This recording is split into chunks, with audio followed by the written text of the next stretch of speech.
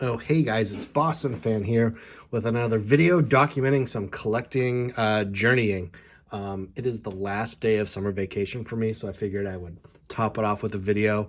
My family just finished two awesome vacations. We went to Cape May, New Jersey, and then one day turnaround, we went up to Agunquit, Maine, which is one of our favorite places. And along the way, I picked up a few things for my collection. So I wanted to kind of show those off as the last day of summer, stuff that I picked up on vacation, and then start a VR contest because I have hit the 400 subscriber mark, which I think is pretty cool. I remember when I first started, in my world, my students were all YouTube and they were impressed when I got 100. So I'm at 400. I think that's really cool. So it's going to be vacation themed. So I'm going to show off a couple things that I picked up on vacation and then kind of explain what I want out of this video response. So the first thing is the magazine in front of you. It's the 1967 Life magazine featuring Carly Ostrowski, and titled The Frenzied Pennant Race, maybe the greatest pennant race in Major League history, with four teams: the White Sox, the Tigers, the Red Sox, and the Twins.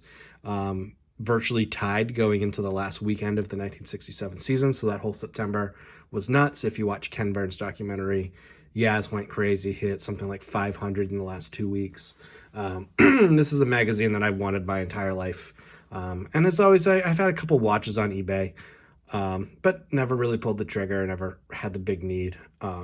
And there is an antique store in Cape May that I've always kind of popped through, and there's a little card section. Never bought anything from them before, but I was pouring through their magazines and I found this, priced at $18, and it's a little higher than what's selling on eBay. I could probably get one in slightly better condition for a little bit less, but I was kind of in the vacation mode and was like, hey, I can spend a little bit of money. Like, everyone's buying themselves a couple little gifts. Well, I don't need a Cape May t-shirt, and I don't need a, little lighthouse figure. I'll buy myself something that I really want, and I've wanted since I've seen it when I was a kid. So I bought myself the Yaz, and I love the picture. It says singling against Chicago.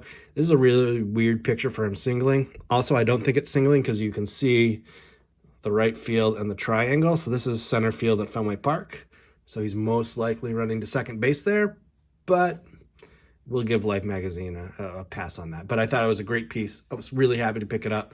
I saw it the first day I was there. I went with my daughter because she had never been in an antique museum, and I wasn't sure if I wanted to buy it, and so I told her to hide it. So I had her, and she was like, can we really do this? But I had her put it like kind of back in the stack a little bit further than it was to give myself an extra day. And then the next day I went with my wife to show her a couple things, and I was like, yeah, I'm gonna grab it. So I pulled it out. Also at that antique store was, this isn't worth anything, it was for $2. It's a John Adams beer can. I don't think it mentions the brewery, Falstaff Brewing. It's made in 1976, so it's not particularly antique-ish. And there's not a ton of value. They're typically $5, $6, $7 on eBay. It's got some marks across his face. I don't necessarily collect beer cans. I don't. I have like 2 Red Sox championship beer cans. But, John Adams was a Massachusetts guy. He wrote the Massachusetts Constitution, which was the basis for the U.S. Constitution.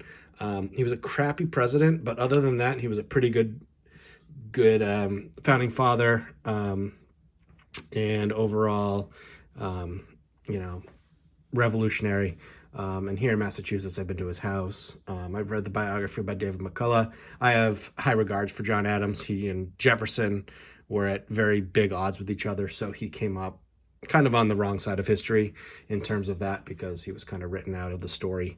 But he played a huge part. And so it was cool to find that down in New Jersey. So I grabbed that for $2. And then just down the street from that, there's a little used little used bookshop. And I popped in, and they had some just old cards lying around. Non-sport, but I thought they were kind of cool. Well, most of them are non-sport, one's not. So the first one I found on day one was this 1969 Brook Bond T card of Roger Bannister, and I thought that was pretty cool. It's not, pre-war, but it's still vintage 69. It's in decent condition. There might be like a little tea bag stain or something there, I'm not sure. But I thought that was really neat to add. Roger Bannister obviously talks about on the back him breaking the 4-minute mile at 3 minutes and 59.4 seconds. So I thought that was really neat to find, and all the cards were $2, so I thought, why not pick up the banister. I don't think you're going to see it because I kind of hang of it angled down. And then they also had some bird cards. And I don't collect bird cards, but they were all pre-war, and I thought it was pretty cool for $2 each. So I got a Canada warbler, something that you see around here, a white-breasted nuthatch, and a summer tangerine. I just like the red color on that. And then third series. So I believe the third series of the Arm & Hammer, this is 1922 or 1923. So it's a really old card, over 100 years old. And I figured getting that for $2 was worth it.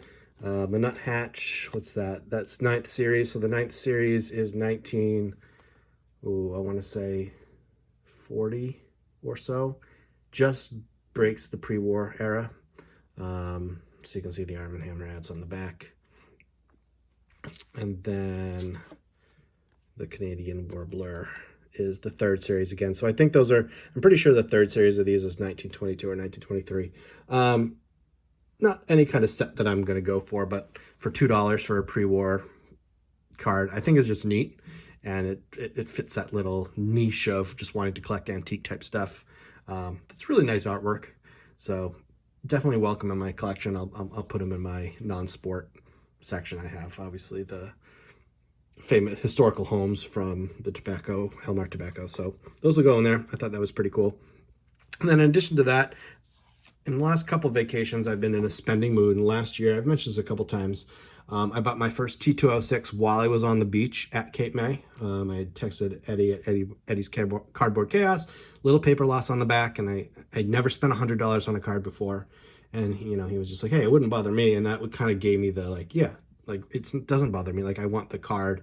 It's a beautiful card. It's a good price. So I pulled the trigger, bought it. It was Jake Stahl. I picked him because he had led the league in home runs in 1910, and he was manager and player on the 1912 World Series champion Red Sox, their first year at Fenway. I thought it was an appropriate first T206 card, first tobacco card. Well, this year, I've been following, Jake Stahl has a T205 card as well. And I had been watching this auction for a couple months, not auction, buy it now. And I had sent the seller a message early July, late June saying, you know, his price was like $65. And I was like, if you can come down to 50, I'll pay for it plus shipping. Like, that's where I'm at. And heard nothing back and heard nothing back and heard nothing back. And then I'm on vacation again at Cape May. And all of a sudden I get an email. The seller has made an offer, $50. And so we're in our Airbnb and I pulled the trigger. So 2 years in a row, I've gone to Cape May twice, 2 years, and both times I've come away with a Jake Stahl card. So it's just a one. It's off center. Picture is solid. The red, bold, Red Sox. I just love everything about the T205s. Back, reason why it's, I think, a one.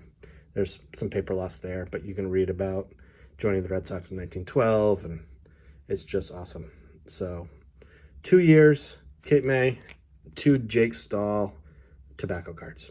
So what my thoughts on my 400 subscriber giveaway is that I want you to make a video response and just show off something for your collection that you picked up while you were on vacation. Now, it can be anything that you put in your collection. So it can be non-sport.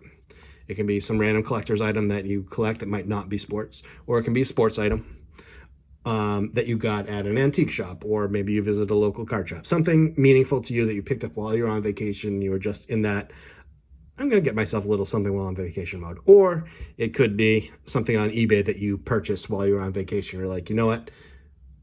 I just feel like spending the money. It's this opportunity. I'm on vacation. I'm going to pick it up. So it doesn't have to be something you necessarily found in a shop. It can be something that you got on eBay while you were on vacation and you're like, I need to pull the trigger right now because that's the thing I need.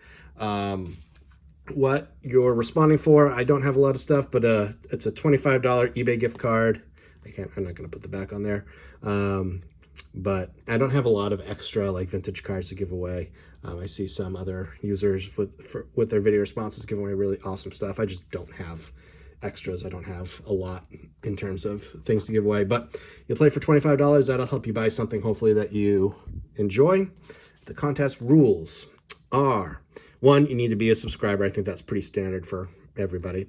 2, show off something you picked up for your collection while on vacation. So again, it can be in person. You found it at an antique shop. And just the story behind it. Where were you? Why did you pick it up? What were you thinking at the time? I want to hear those vacation vibes as I end my summer break and go back to school.